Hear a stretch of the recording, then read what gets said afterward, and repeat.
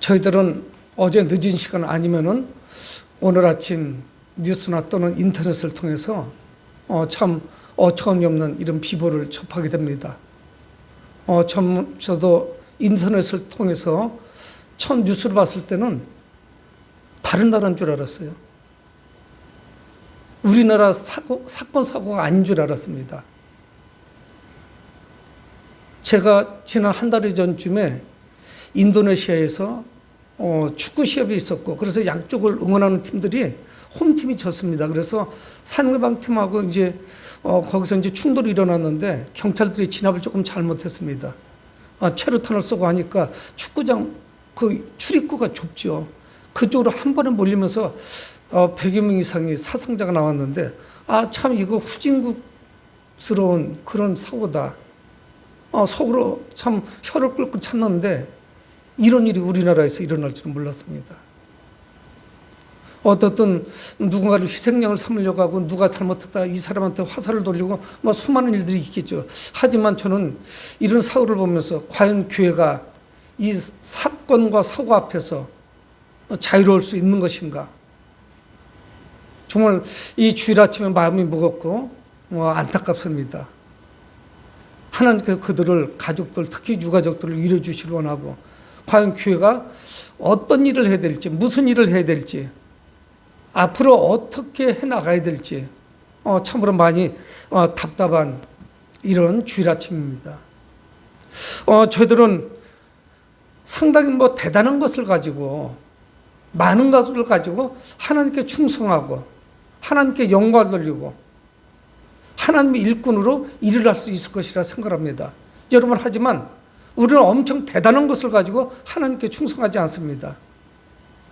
하나님, 그래도 하나님께 충성하려면 제가 돈이 좀 있어야 되지 않습니까? 하나님, 제가 좀 하려면은 좀 위치가 좀 지혜 있어야 되지 않습니까? 수많은 생각들을 우리는 가지고 있을 거예요. 여러분, 하지만 하나님의 일꾼으로 쓰임받는 것은 우리의 믿음으로 쓰임받는 것이지, 돈이 많아서, 아니면 내가 가지고 있는 재능이 많아서, 아니면 내가 가지고 있는 어떤 학벌이나 세상적인 어떤 위치 때문에, 이런 것도 물론 도움이 될 거예요. 여러분, 하지만 꼭 그렇다고 해서 하나님은 쓰시지 않습니다. 믿음의 사람을 쓰시죠. 믿음은 우리의 기도를 통해서 확장이 됩니다. 우리의 입술로 우리는 자신의 신앙을 고백하지 않습니까? 하나님 앞에 내 입술을 동원해서 하나님을 고백하죠. 그것이 신앙 고백이에요. 여러분, 기도하는 것도 그렇고 전도하는 하는 것도 그렇고 우리의 마음과 말로 이루어집니다. 우리 전도도 그렇고 기도도 그렇고 마음과 말이 있어야 돼요. 그래서 이것이 다 사용이 됩니다. 그걸 무시할 수가 없죠. 그래서 입술의 권세는 굉장히 중요해요. 대단합니다. 그래서 잠언서에서는 그 입술의 권세에 대해서 계속 말씀하죠. 그래서 입술을 조심해라. 혀를 조심해라. 야고보서 3장에서 말씀한다. 이게 혀가 불이라고 말씀해요. 여러분, 산불 나는 게 작은 불꽃에서 시작해서 산을 다 태웁니다. 그래서 그 혀가 얼마나 큰 권세를 가지고 있는지 말씀하고 있죠. 여러분, 우리가 하는 이 기도는 우리에게 특권이에요. 여러분, 우리가 하는 기도가 불편한 것이고 시간을 빼앗는 것이고 정말 하기 싫은 걸 억지로 하는 이런 것이 아닙니다. 기도는 하나님께서 우리에게 주신 선물입니다. 여러분, 하나님께서 주신 그 선물이 혹시 먼지가 수북히 쌓여서 사장되고 있는 것은 아닌지 우리 한번 생각해 보셔야 돼요. 하나님께서 우리 그리스도인들에게 주신 특권이요 선물이에요. 소홀히 할 수가 없죠. 이 사도 바울은 이 골로새서 1장에서 내가 골로새 교인들을 위하여, 골로새 교회를 위하여 기도하고 있다 하는 이야기를 꺼냈어요. 1장이 시작되면서 그 말씀을 합니다. 여러분, 그런데 사도 바울이 어디에 있습니까? 감옥에 있어요. 감옥에 있는 사람이 골로새 교회를 위해서 기도하고 있는 거예요. 여러분, 그 기도를 골로새 교회가 감옥에 있는 사도 바울을 위해서 해야 되지 않겠어요? 그들이 중보기도 해야 되죠. 근데 그는 이 골로새서를 맞춰가면서 이 4장에서 또다시 기도에 대해서 말씀을 합니다. 여러분, 우리는 꼭 기도를 해야 되는 건가 하는 생각을 하게 되거든요. 이렇게 기도를 해야 되나? 기도 안 하면 안 되는 것인가? 여러분, 그런데 성경 뭐라 말씀하냐면 기도하기 전에 하나님께서 우리의 모든 처지와 형편을, 기도 제목을 알고 있다고 말씀하고 있습니다. 마태복음 6장 8절에 구하기 전에 너에게 있어야 할 것을 하나님 너희 아버지께서 아시느니라. 구하기 전에, 내가 기도하기 전에 너에게 있어야 할 것을 아버지, 너희 하나님께서 아신대요. 여러분, 근데 굳이 무슨 기도할 이유가 있겠어요? 하나님이 다 아시는데, 내 사정을 다 알고 계시고 형편을 알고 계신데 뭐하러 기도해요? 그냥 응답해 주시면 되죠. 근데 사도 바울은 기도하라고 말씀하고 있어요. 계속 기도해라. 계속 기도하라는 거예요. 여러분, 이거는 특정한 사람에게 말씀하는 게 아닙니다. 사역자에게 말씀하는 것이 아니에요. 사도들에게 권면하는 말씀이 아닙니다. 골로새 교회 성도들에게 말씀하고 있는 거예요. 여러분, 왜 기도가 중요하냐? 하나님과의 관계에서도 중요해요. 그리고 이 기도는 공동체를 세우는 데 중요합니다. 기도하지 않는 교회는 하나님과의 긴밀한 관계도 이루어지지 않거니와 공동체도 힘이 없어요. 그리고 분란이 자꾸 일어납니다. 정상계들을 이탈해버려요. 그래서 늘 시끄럽죠.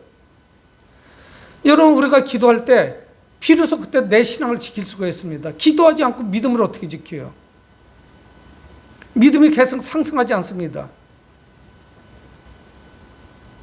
우리의 믿음에 대해서 우리는 많은 것을 생각해 볼 수가 있어요. 그래서 이 믿음은 계속적으로 확장되어 나가야 됩니다. 믿음의 현상주의 이거 없어요. 그건 퇴보입니다. 하나님과 기도를 통해서 연결되죠. 이거 생명줄이에요. 어떻게 보면 이것은 탯줄이에요. 어머니 복중에 있는 그 아기가 10개월을 채울 때까지 그 탯줄을 통해서 어머니로부터 양분을 공급받죠. 어머니 뱃속에 있으면서 탯줄이 끊어졌다고 생각해 보세요. 그거는 위험천만하죠.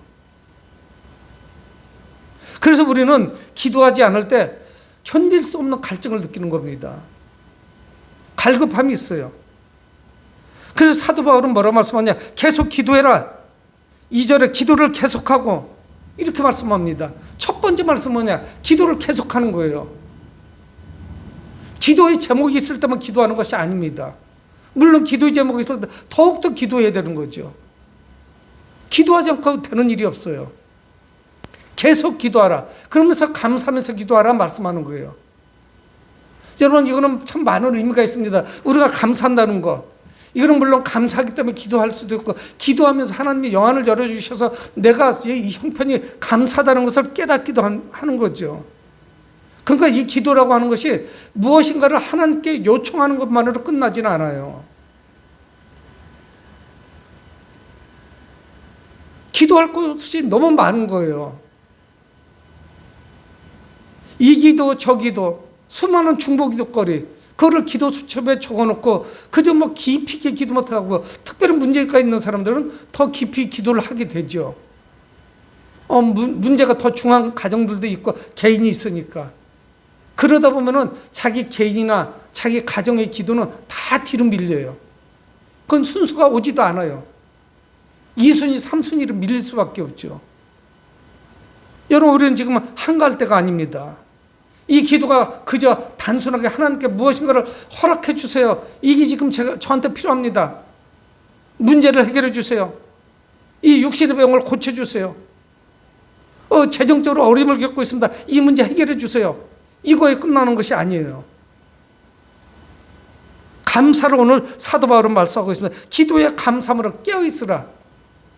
사도 바울이 우리에게 말씀하는 건 뭐냐면 깨어있을 것을 말씀하고 있는 거예요. 기도하지 않으면 깨어있을 수가 없어요. 영적으로 우리는 뭡니까? 긴장감이 확 떨어져요. 우리가 살아가는 한번 세상을 생각해 보시자고요. 한 주 동안에 지금 우리가 처해 있는 그 환경이 어떤 것인가? 우리가 살아가는 것이 어떤 것인가? 여러분, 하나님 앞에 나와 있는 시간이 1시간입니다. 7일 동안에 1시간. 24시간 중에 1시간이라고 해도 턱없이 부족해요. 근데 7일 곱하기 24시간, 그 중에 분의 1, 1시간. 비중이 얼마나 되겠어요? 이 예배에 또 적극적으로 참여하는 시간은 여러분들은 몇 분이 되겠습니까? 1시간 동안은 목사님이 설교 30분 하고 여러분들은 찬송 몇 곡 부르고 끝이죠. 기도 시간이 1분이나 됩니까? 2분이 됩니까? 여러분, 우리는 지금 심각한 도전 가운데 직면해 있어요. 깨어 있어야 돼요. 깨어 기도해야 돼요. 세상을 깨워야 됩니다. 여러분, 이태원에서 지금 이 사건 난 거 우리의 책임 굉장히 커요.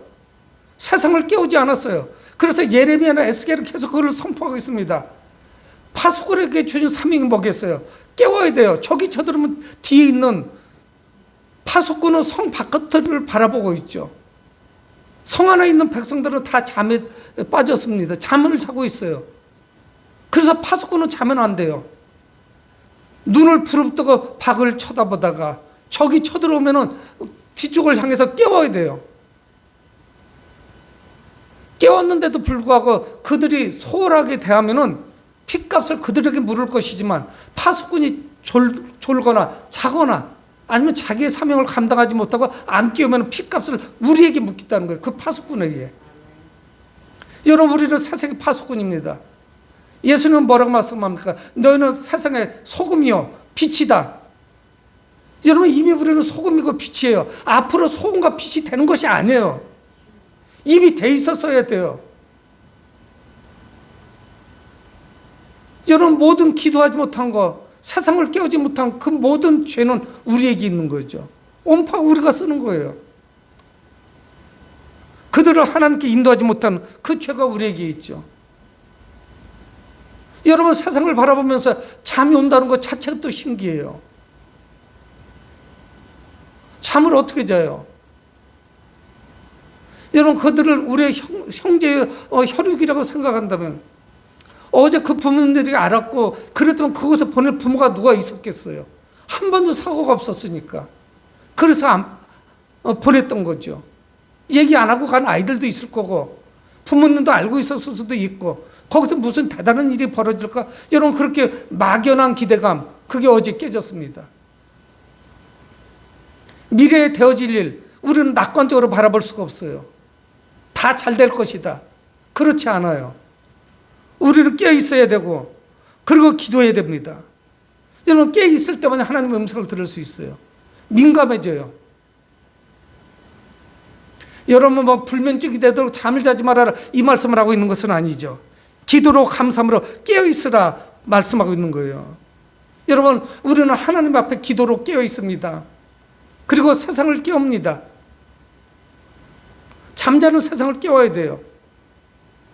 무엇이 잘못됐는지 내 기준도 아직 설정이 되어 있지 않으면 다른 사람들에게 어떻게 그것을 깨우고 말씀할 수 있겠어요?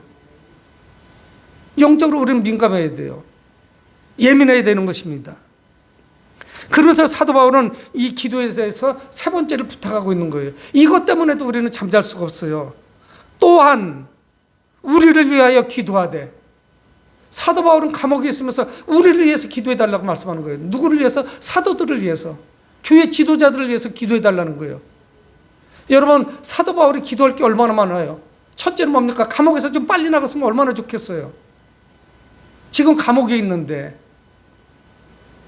이 앞에 나오는 빌립보서도 옥중서신이고 골로새서도 옥중서신이죠. 감옥에서 빨리 나가야죠. 그래야 사역을 감당하죠. 또 뭐가 있겠어요? 점점 쇠약해가는 자신의 육신의 그 모든 것을 위해서 좀 기도해 줬으면 좋겠잖아요. 나를 위해서 기도해달라.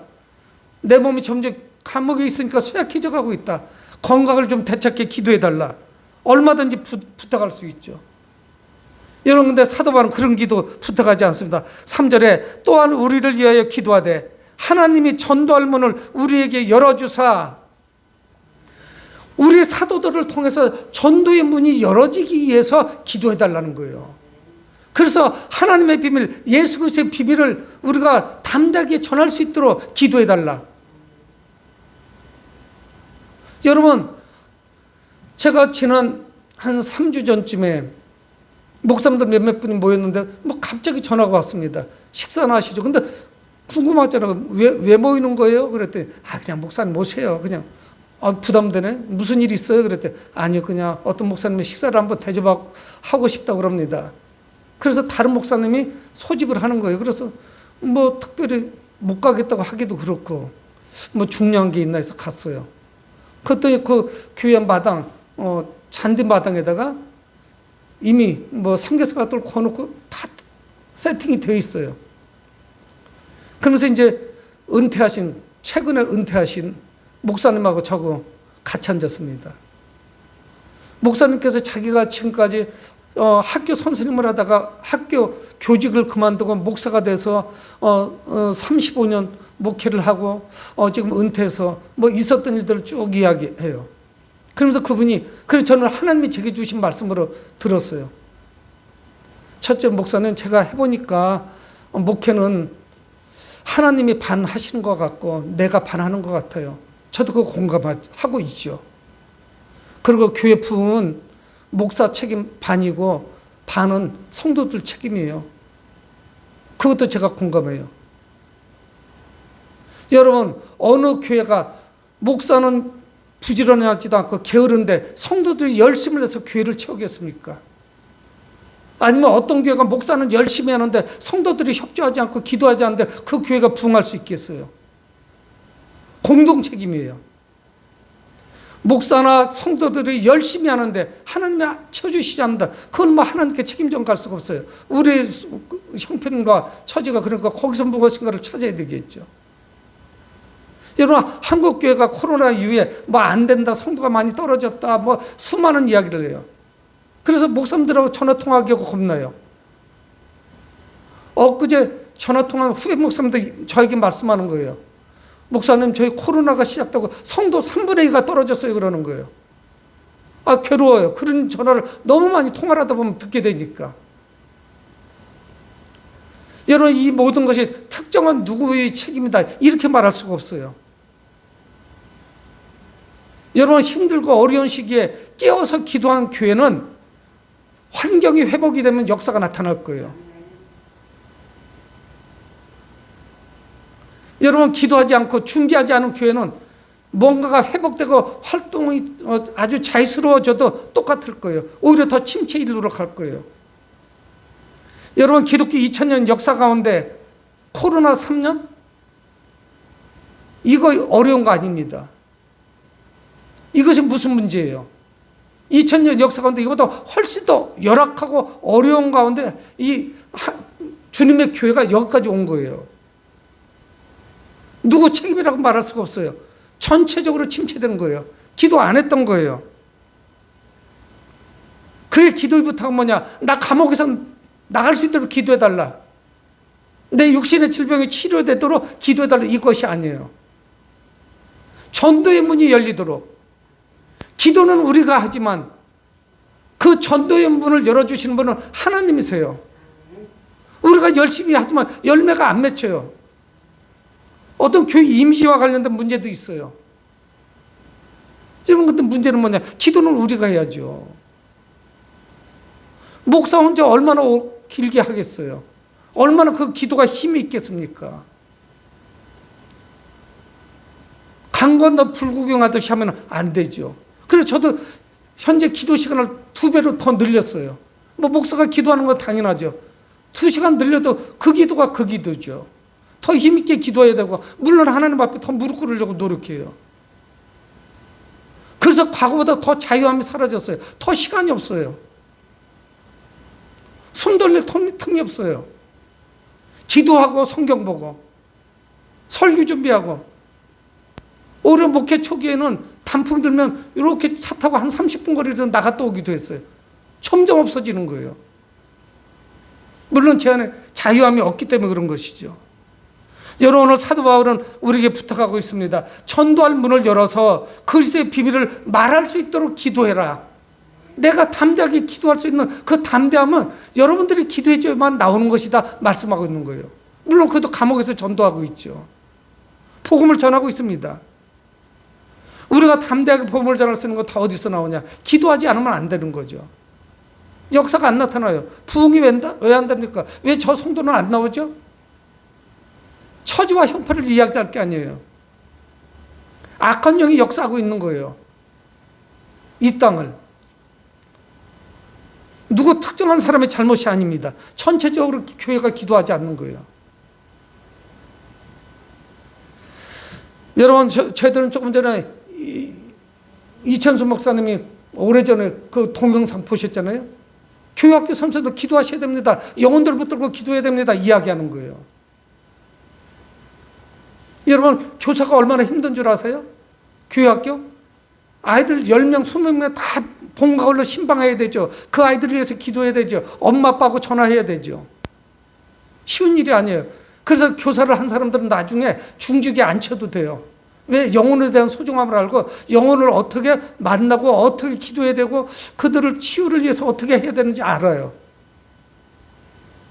그걸 안다고요. 근데 그런 과정을 안 거친 사람은 영혼에 대한 그 성도에 대한 소중함, 그들을 어떻게 한 번씩 신방하고 어떻게 안 나면 전화라도 해서 독려하고 나오셔야 됩니다. 이런 얘기 뭐를 해야 될지를 모른다고요. 그런 거는 다 목사가 해야 되는 것으로 알고 있죠. 그 나하고는 관계가 없는 일. 이렇게 생각을 한단 말이에요. 여러분, 물론 감옥에서 사도 바울은 복음을 전합니다. 이 전도가 왜 기도해야 되느냐? 영적인 싸움이에요. 영적인 전쟁이에요. 영적인 전쟁의 최전방이에요. 적과 싸우는데 사탄 마귀를 뒤따르는 자들을 그리스도께 인도하는데 얼마나 어렵겠어요. 사탄이 붙잡고 안 놓는 거예요. 그렇게 수월한 일이 아닙니다.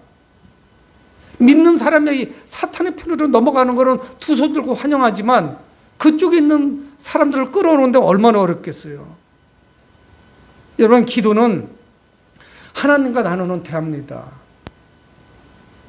대화가 끊어지면요, 친밀한 관계가 되질 않아요. 좋은 친구도 연락을 소홀히 하거나 만나지 않으면 관계가 떨어집니다. 멀어져요. 그래서 1년에 한 번도 전화 통화 안 해서 이제 남과 같아요. 전화하기가 좀 점점 민망스러워지죠.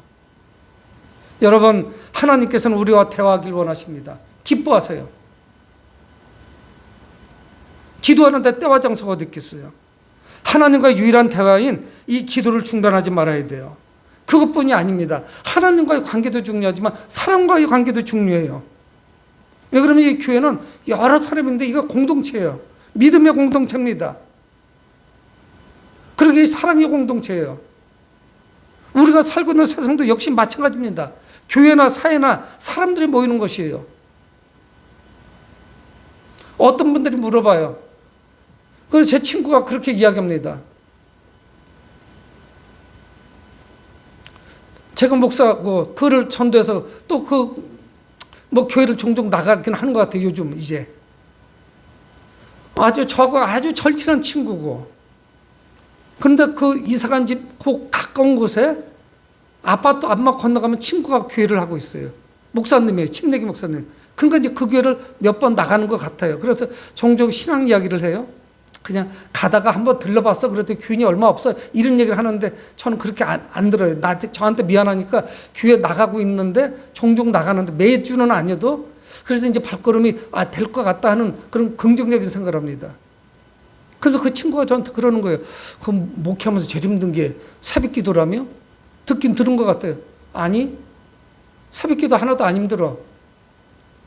새벽 기도가 뭐가 힘들어? 그냥 좀 일찍 일어나고 잠 조금 덜 자면 되고, 조금 일찍 자서 일찍 일어나면 되는 거지. 새벽 기도 힘든 거 아니야. 그리고 꼭 그게 습관이 있어야만 하는 거 아니야. 하려고 하면 얼마든지 할 수 있어. 사람이 5시간 자면은 뭐 충분한데 가능해.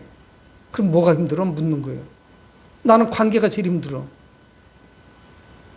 사람들과의 관계가 제일 힘들어. 그러면 제가 그 얘기했어요. 나는 평신도 출신이니까 교회 오면 다 좋은 거, 교회가 다 천국인 줄 알았어. 그런데 그렇지 않아. 상식이 안 통하는 사람도 너무 많아, 교회 안에. 제가 그런 이야기를 했어요. 여러분, 세상에서도 상식이 안 통하면요, 그 사람은 왕따 당합니다. 그렇잖아요. 누가 그 사람하고 친구하려고 하겠어요. 근데 교회 안에서 상식이 안 통하는 성도 많아요. 그래서 교회는 어떻게 하겠어요? 그 잘 섬겨서 신앙생활을 잘 하도록 해야 되죠. 여러분, 우리는 이 아침에 깊이 한번 생각해 봅니다. 내가 믿음의 사람이요, 하나님의 백성인데 상식도 안 통한다. 이건 문제가 있지 않겠어요? 상식도 안 통하면 어떡하겠어요? 세상 사람도 상식은 통하는데. 저는 새벽 기도 어렵지 않아요. 새벽 기도가 뭐가 어려워요? 한밭 제일장로교회 이영환 목사님 설교를 듣고 제가 감동받았어요. 노예 때, 한 보름 전에. 그분은 새벽 2시쯤이면 보통 일어난대요. 그래서 교회 그냥 아예 오신대요. 그래서 기도하면서 주일날을 준비하고 그렇게 하신대요. 아, 그래, 대단하다. 나는 알람 맞춰놓고서 3시 50분에 일어나는데. 그분은 그냥 자동적으로 2시 전후면 깨진대요. 아, 그래, 참 대단하시다. 존경스럽습니다. 제가 속으로 생각했어요. 여러분, 오늘 외인에게 지혜로워야 될 것을 말씀합니다. 그래서 이 관계에 대해서 말씀하고 있는 거예요. 우리 성도들의 관계 어떻게 할 것인지. 5절에 외인에 대해서는 지혜로 행하라. 외인들이 누구냐? 믿지 않는 사람들이에요. 하나님과의 관계도 물론 중요하지만 사람들의 관계도 우리는 매우 중요해요. 교회는 공동체이기 때문에 이거를 무시할 수가 없어요.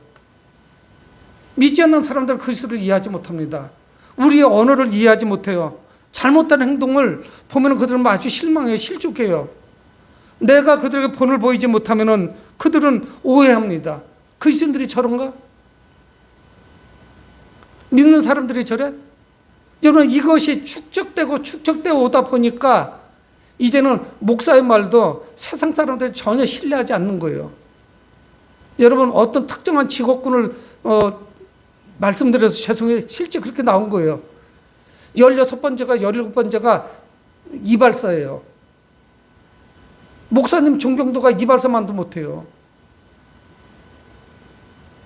여러분, 이게 다 누가 잘못한 겁니까? 목사가 물론 잘못했어요. 100%.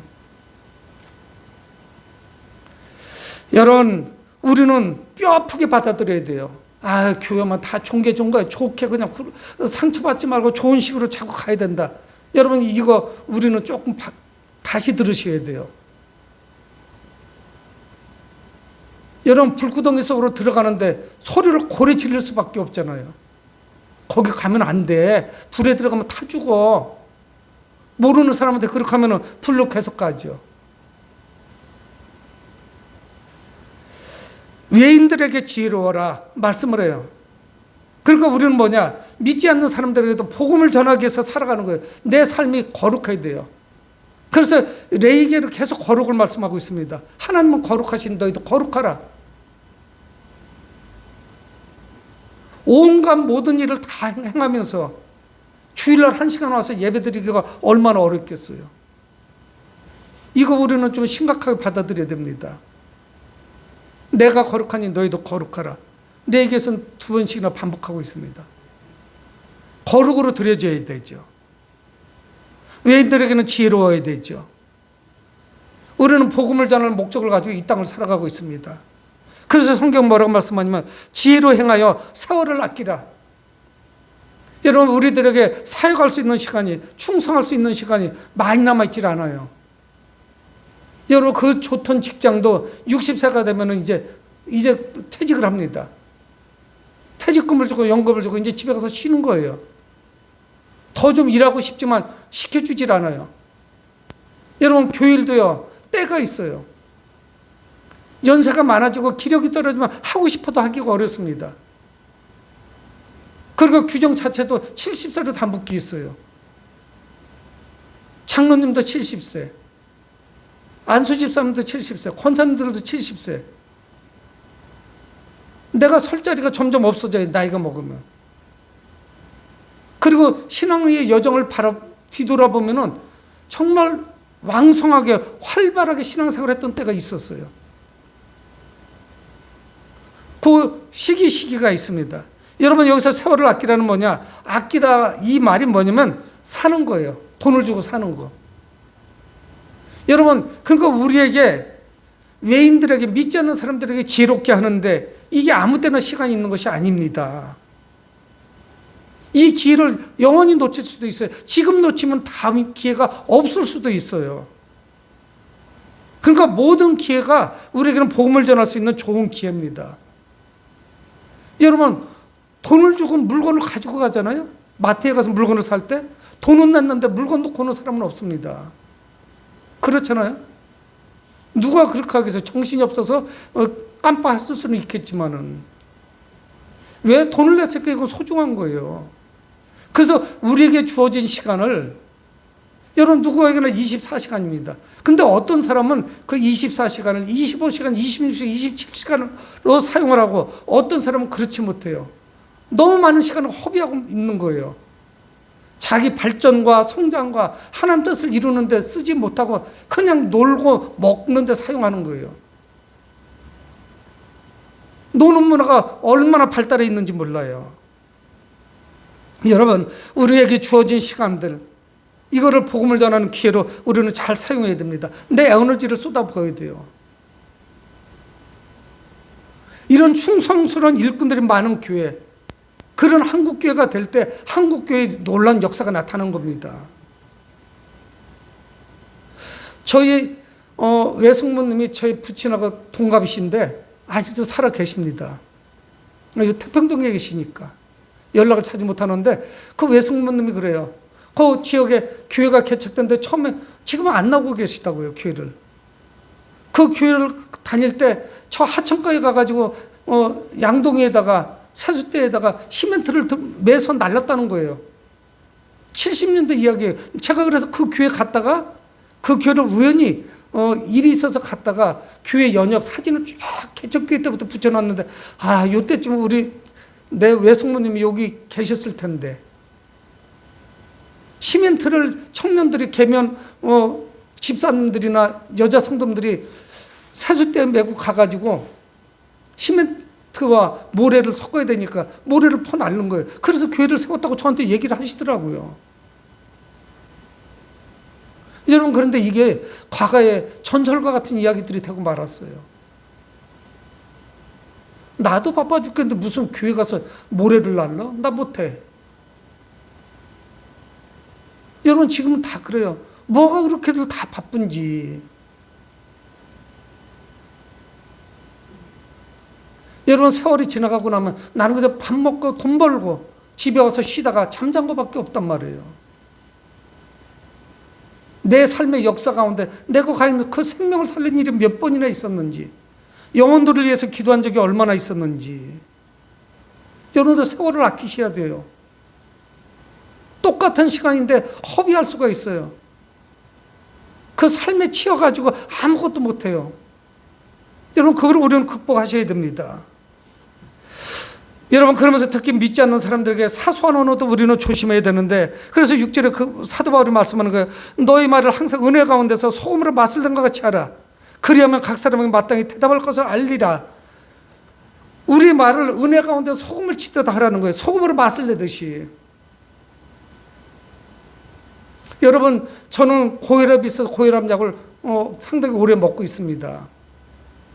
그런데 저희 집사람은 의도적으로 특히 국물 있는 거는 싱겁게 줘요. 못 먹겠는 거예요. 저도 싱겁게 먹으려고 노력을 하는데 싱겁게 먹어야 좋다는 걸 알아요. 그런데 간이 안 맞아 못 먹겠는 거예요. 여러분 오늘 하나님의 말씀 뭐냐? 우리가 누군가 믿지 않는 사람들하고 대화할 때 소금으로 맛을 내든 맛깔스럽게 간을 맞추라는 거예요. 여러분 싱거워도 못 먹고 짜도 못 먹어요. 입에서 뱉어버립니다. 우리가 너무 중요한 말씀을 하고 있잖아요. 우리가 하는 말에 누군가에게 신뢰가 가고 호감이 가야 되죠. 우리 옛말에도 말 한마디로 천냥빚을 갚는다고 하지 않습니까? 말의 소중함을 알았어요. 그래서 오늘 말씀은 뭘 말씀하고 있어요? 하나님과의 대화인 기도에 대해서 말씀을 하고 있고, 외인들 믿지 않는 사람들하고 우리는 어떤 대화를 할 것인가. 세상 사람들과 어떤 대화를 하고 있을 것인가? 여러분, 복음을 전하는 것도 말부터 시작하지 않습니까? 말을 안 하고 시작되는 게 없어요. 그래서 사람들은 우리 말을 듣죠. 이 말이 가치가 있는 건가? 그냥 농담 따먹게 하는 건가? 농담 따먹으면 얼른 마음을 닫아버리죠. 들을 생각이 없죠. 그래서 오늘 6절 하반절에 각 사람에게 마땅히 대답할 것을 알리라. 우리는 늘 베드로 또 말씀하신 것 같이 누군가에게 어떤 말을 전할 것인지 늘 준비하고 있어야 돼요. 늘 그렇게 어떻게 살 수 있겠습니까? 세상 이야기도 하고 우스갯소리도 하고 농담도 하고 그렇게 살아가지만 그래도 기회가 됐을 때 세월을 아끼고 복음을 전할 수 있는 준비가 되어 있어야 돼요. 세상 속에 파묻혀서 우리가 그리스도인인지 아니면 세상 사람인지 이것이 구분이 안 된다. 이거는 곤란하죠. 그리고 우리는 상처를 줄 바에는 말을 차라리 안 하는 게 낫죠. 우리가 남에게 얼마나 많은 상처를 주는지 알 수가 없습니다. 여러분, 가장 흥미있는 이야기, 천국 이야기를 하는데 세상 사람들이 귀를 막는다. 이거는 좀 문제가 있잖아요. 그런 데가 이야기를 맛깔스럽게 준비하지 못했기 때문에 그런 거죠. 서투르기 때문에 그런 것이고 정말 진지하고 신중하게 접근하지 못하기 때문에 그런 거죠. 여러분, 우리는 복음의 일꾼입니다. 오늘 사도 바울은 우리의 기도와 언어 생활에 대해서 말씀하고 있어요. 하나님과의 대화나 사람들의 대화 모두가 중요해요. 하나님의 대화는 기도가 중요하고 사람들과의 그 관계가 매우 중요하죠. 그래서 때를 얻든지 못 얻든지 우리는 복음을 전하는 것입니다.